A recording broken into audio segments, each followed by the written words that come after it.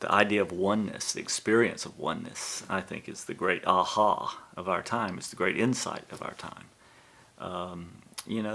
There's no such thing as a local reality.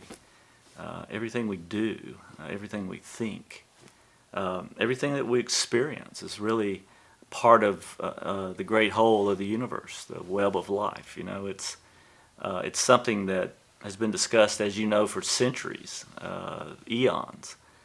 But it's an idea whose time has come finally, and I think with the divisions we see in the world right now, it's an idea that needs to be discussed even more and expressed. And I think that's why people are so interested in the idea and the experience.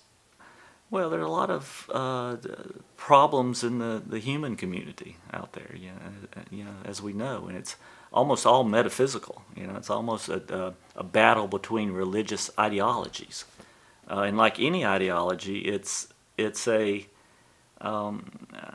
separation in the communication between people.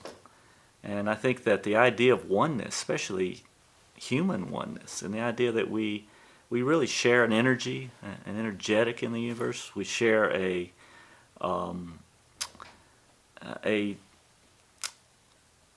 sense of place with each other. Because of that, it's one of the roads to peace and to resolving the many problems that we still have out there. Well, it's a way of awakening into consciousness, which itself has the attribute of oneness, of feeling that we're part of everything.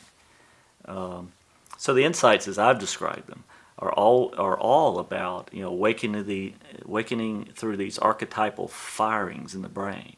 The steps into consciousness.